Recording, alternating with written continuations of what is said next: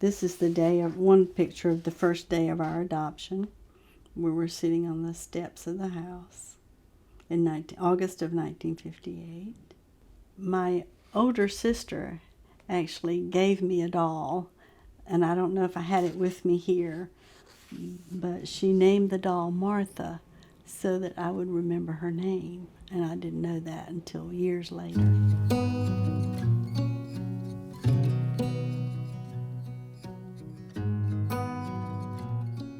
My name is Linda Summerford.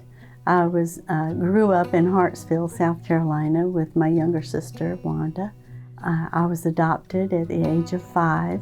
My younger sister and I were fortunate to be adopted together by a wonderful Christian family.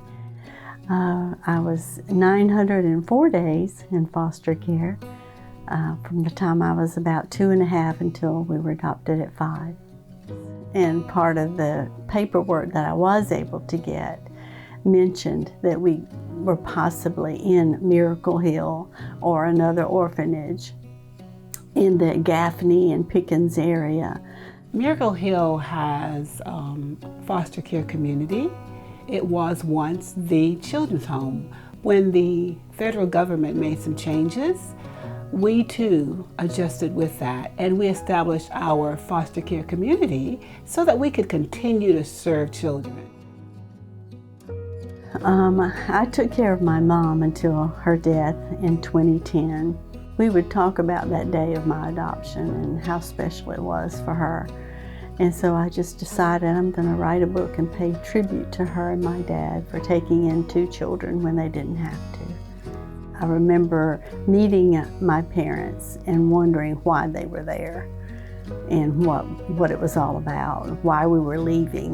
But thankfully we were leaving together, my younger sister and I. So I remember the car they drove. There were dolls and toys in the back of the dashboard of the car for us to pick out and play with on the way home. Whenever we were first adopted, my dad had also taken in a dog who was needed a home, and he told us he adopted Bubba. There's us and the dog, Bubba. Daddy told us he got Bubba right before we came to live there, so he was adopted just like us. I was 20 years old. My mom walked in one day and asked my younger sister and I, how would we like to meet our sister? And so we met at Thanksgiving of 1973. And then she told us that we also had a brother. And this is the day all 4 of us met again in Columbia in 1990. This is our brother David, Wanda, me, and Martha. The difference in us is that 2 of us were adopted and 2 were left in foster care their whole life. The child welfare system is often described as a highway to homelessness. And nationwide, 50% of people living on the streets can trace their journey back to that system. The calculus changes drastically when you can surround a kid with a healthy, stable, loving family. This is my mom and dad when they were young, on their wedding day. Dad would take us out on the screen porch of our house, and there was a porch glider there. And he would hold Wanda, and he would rock her on that glider.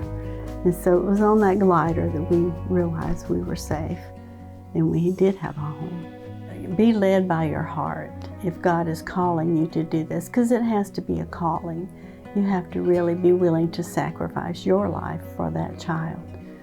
But it's so rewarding because you change a child's life. I feel like it's more environment more than genetics, because I think my life would be totally different today. I know it would be. There's so much you can do to benefit that child and to help them grow and be the person God called them to be.